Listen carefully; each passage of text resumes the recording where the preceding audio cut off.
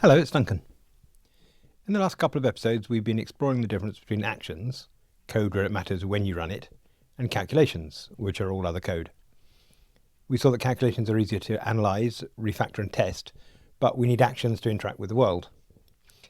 And as combining a calculation with an action produces an action, we have to work hard to keep everything in our code base from degenerating into one big action that's hard to test and refactor. To fight this tendency, it would be nice if we could track actions so that we know when code is pure or impure. I tried that in a bonus episode using annotations, but the annotation processing really didn't understand the difference between calling and referring to a function. Context receivers, on the other hand, are tracked through the type system and understand function calls and references. So let's take a look at whether we can track actions with a special context receiver.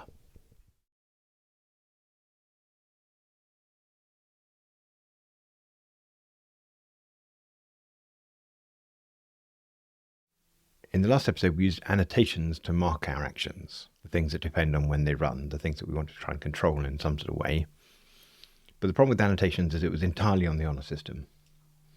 Now, I suppose that we could write a compiler plugin to check that any code that called an action became an action. But if there's one thing I know, it's that I don't want to be the maintainer of a Kotlin compiler plugin. So today we're going to try a different tack. We're going to try contexts. And this time, instead of the blanket action, I'm going to try and differentiate between code that is an action because it's doing I/O and code that's an action because it depends on the time. And another example would be code that's an action because it generates a random number. But we'll start with I/O first. And so in Foundation, I'm going to create a new class and I'm going to call it I/O. We're going to use this as a context receiver. And rather like with the transactions before, we can't actually force our code not doing I/O without this context receiver. We're just going to use this as a marker to propagate the fact that we know that we are. Now, where do we know that we're doing I/O in our system? And the answer is persisting.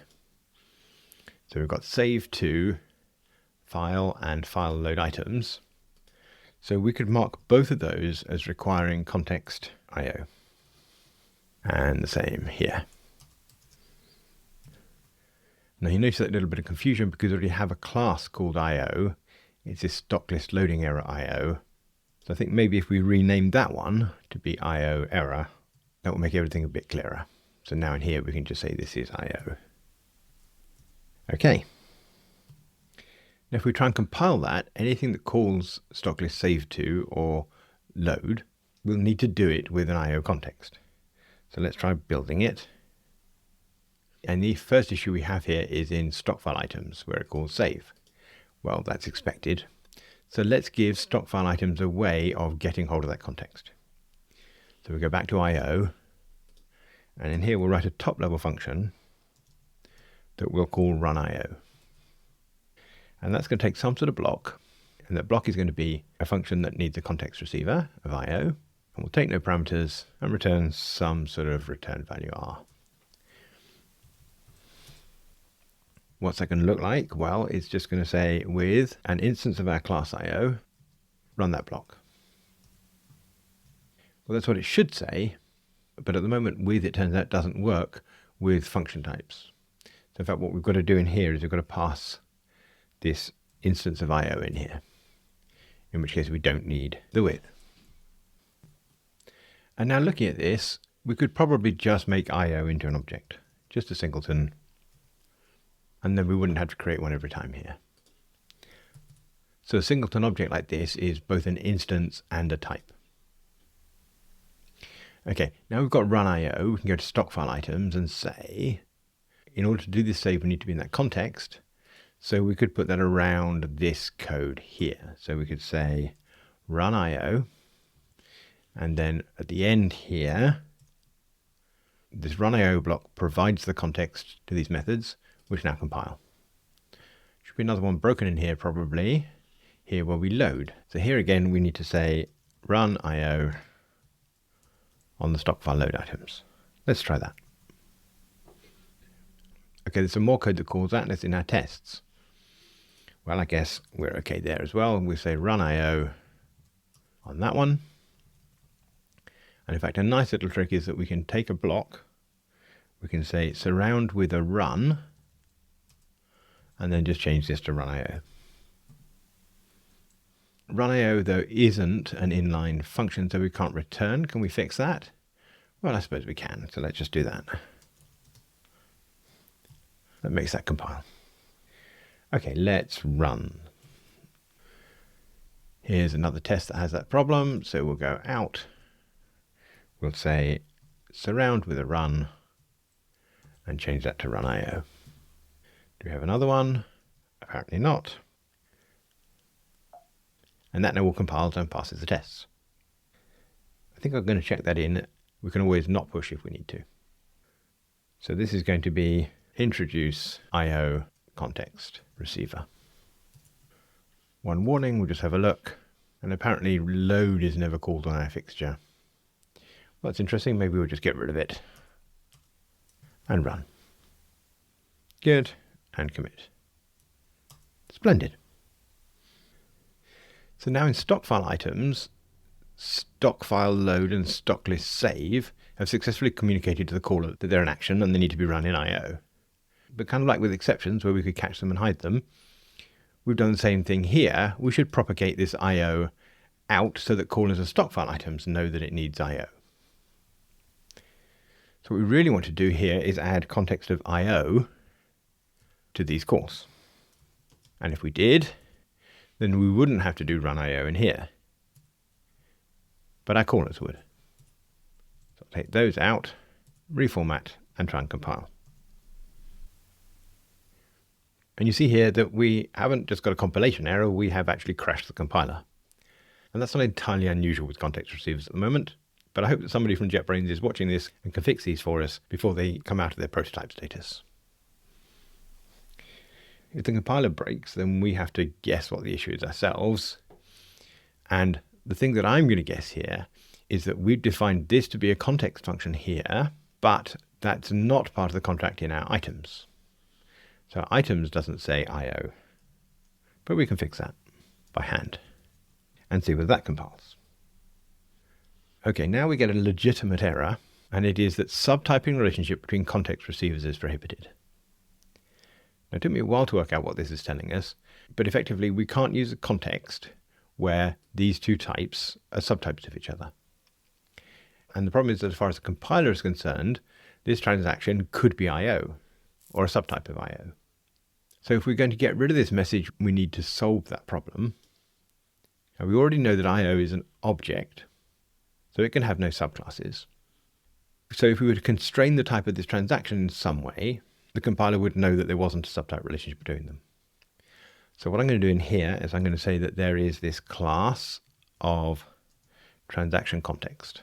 And I'm going to say that this transaction has to be one of those. And you notice now the compiler is happy. And it's happy because it knows that this transaction context and our IO can't be subtypes of each other, because it can see that right in front of it. So let's go and fix up the things we've broken because of that. So the first issue we have is that database items, its transaction type is the transaction from exposed. But that transaction from exposed can't be one of these TX contexts.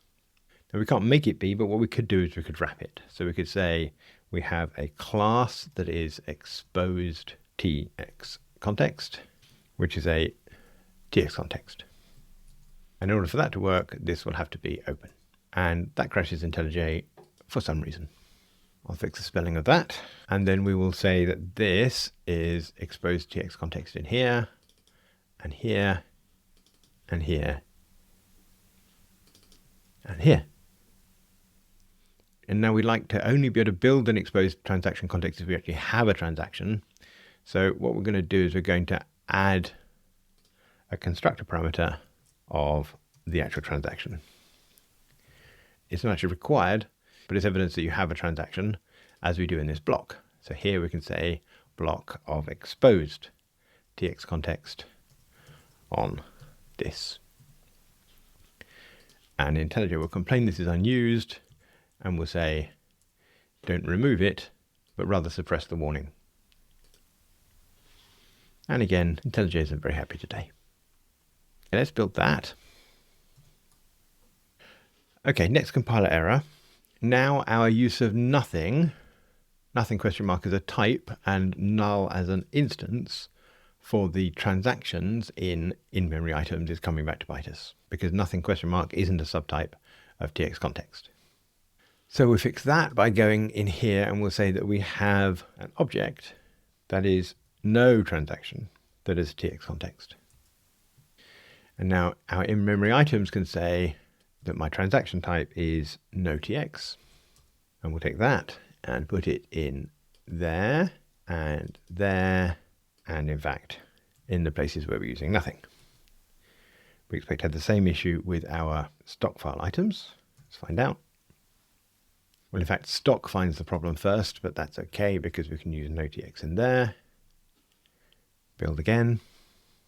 And these are, I think, issues around stock file items, so let's go and fix that first. So this is going to be everywhere we currently say nothing. We want to say no TX. And this is going to take the instance of no TX. Okay, so now everything is compiling except the place we want it not to compile, which is the items load now requires this IO context, and stock list isn't giving it to it. So we'll fix that the same way as we did before. We'll surround this with a run IO and run. Fixing the compile error in production reveals a few more issues in test. So a database items test here, this requires exposed TX context. It turns out that this in transaction we were never really using. So I'm going to go back to items contract here. I'm going to refactor to remove that. And then this TX here, we know has to be TX context. That should fix up some issues. This is one of our no TXs. And now we have a similar problem in the tests that use items where we need to have IO here. So again, we can say run IO around this and this and try again. This is our no TX. It feels like we're getting close. And we build, but we fail to run. Let's have a look at this. Database items tests is saying IO cannot be cast to expose TX context. Let's have a look. So we are doing run IO, but we're still failing. A few other tests have failed as well. In memory items tests have failed and stock tests have failed. All with the same issue. Well, this is a puzzler, and I think it turns out to be another compiler bug. The issue is that this items says I need IO and transaction for my context, but we forgot to do that for our subtypes. Now, I think the compiler should have told us about that, because the contract for the subtypes should be the same as the supertype. But never mind, we'll do the job of the compiler for it. In here and in here. And stock file items we'd already done because that's where we came in. Let's try running that. Now our stock test has a problem because this uses an in-memory items, which now needs IO. Surround this with run IO. And the same is true here and here. And we're back to running. Now, if this catches on, I'd expect to write something that allowed us to mark a test function as context IO and have JUnit provide it for us. But at the moment, this isn't so bad. So what we've done here, we have made items, methods, context, IO. Good. Well, you see the pattern here. We're using run IO to take an action, this load and this save, and hide the actionless. But we don't really want to hide the actionless, we want to pass it out again. So this wants to be context of IO, and we want to be able to get rid of this run IO in here. What are the consequences of that? Well, now we have an issue with a function type. So the price stock list loader is taking a function type, and now that function type has changed because it requires IO.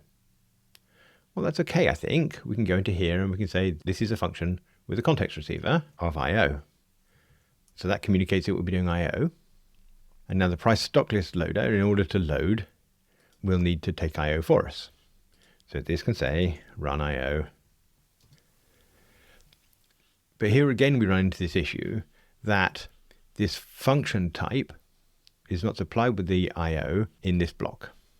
Now, that's a compiler deficit, should we say. I think it will be fixed. But the question is, how do we get hold of the IO here?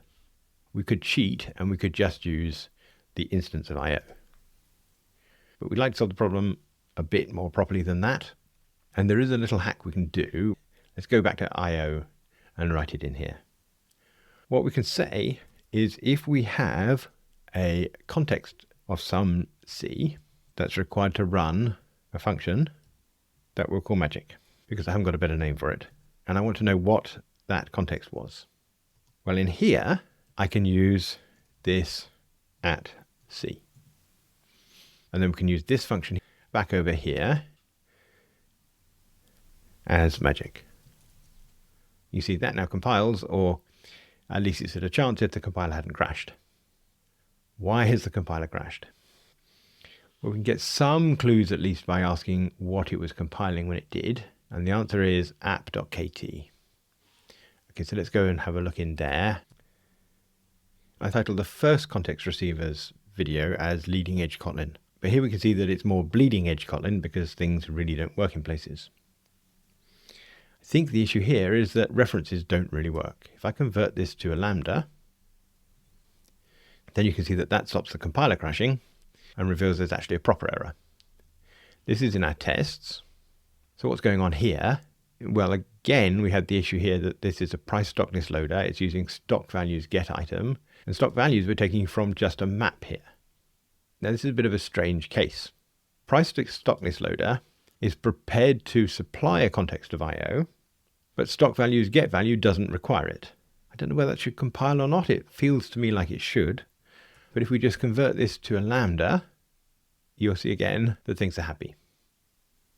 Except that now we've pushed out the requirement for IO up into another one of our tests. So again, we can say here we need to surround with a run, but actually run IO. Any other issues in here? This one seems to have been left behind from a previous refactor. And we're good. Returning to price stock list loader, it's now carrying the run IO, but should be telling its callers that it requires IO, which would allow us to get rid of this. But unfortunately, we still need the magic in here because this is still a function type. Let's push on up. Okay, load stock list in our app, but that's only really used for testing, but we know that that is now context IO. Now roots for has the issue. Go down into roots for. That's taking our listing function, which we now know requires IO. Let's go back and fix what we know is going to break the compiler here by making that into a lambda. Build again. And now we need to tell the list handler that the listing needs IO. Now finally at list handler, I think we've reached the top. It would be nice in a way if we could say that the HTTP handler that this returns can say that it requires IO. But HTTP handler is this function type, and we can't change it. We can't add that in. It's part of HTTP for K. And even if HTTP for K did add a context in here, how many contexts should it add? We might want IO and time, for example. So we hit a sort of wall at this point, but that's okay because this is the point at which we can just say run IO these things. Although we do have the issue of needing a bit of magic in here. Is that all true? Let's try building and running. Well, again, we've pushed the requirement for IO out into another one of our tests. So I think we can say that we know that this needs to be run IO. Any more? All of our list stock tests, in fact. And similarly, the price stock list loader. And I'm the first to admit that this is a bit tedious, but I do plan to fix it with a bit of JUnit magic.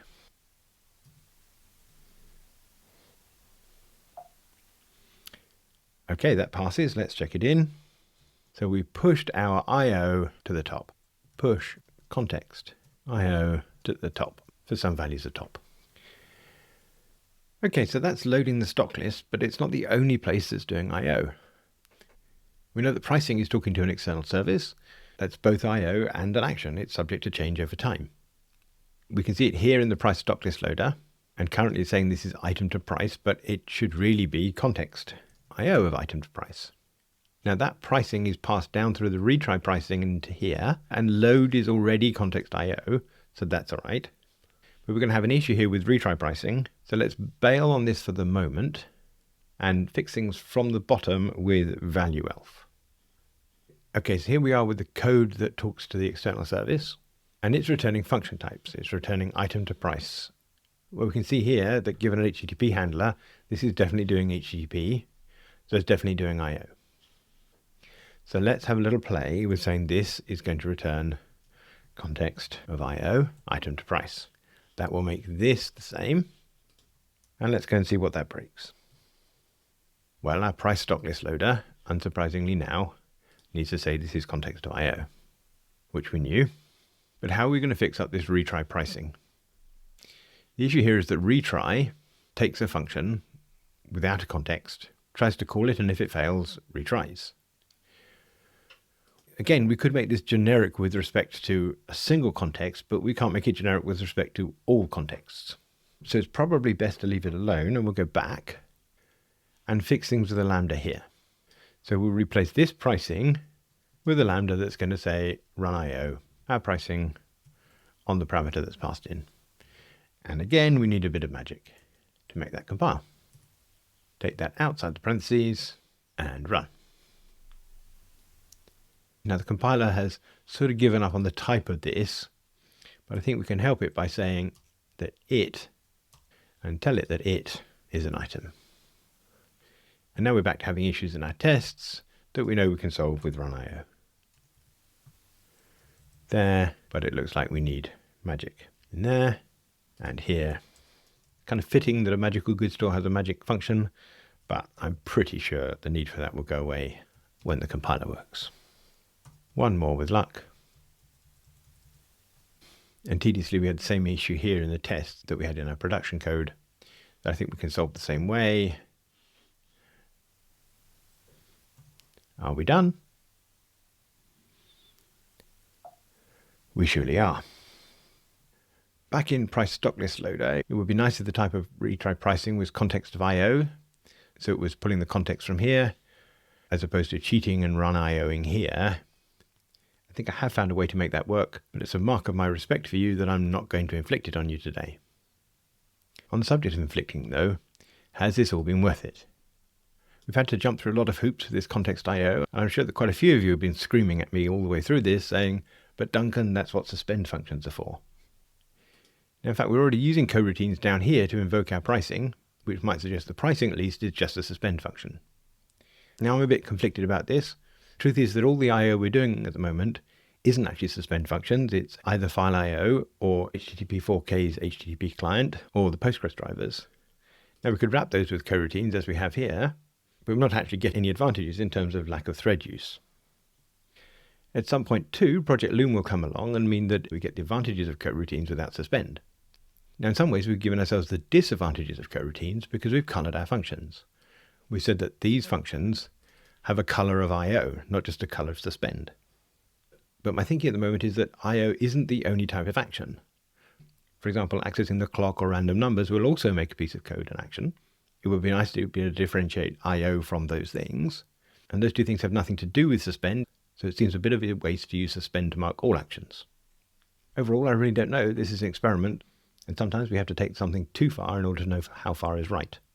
So I think I'm going to sleep on these commits and maybe look at what context of time would look like for this code base before we decide which way we want to go. My guiding rule for these sort of things really is not the most proper thing that could work, but does a technique like this improve our productivity? It evidently has a cost. New starters in the project will have to understand what we've done We have to work out where to put run IO and so on. But our code does communicate a bit better, and that may lead to fewer bugs. At the moment, I really don't know which way it's going to go. If you're as intrigued as I am, then please subscribe to the channel.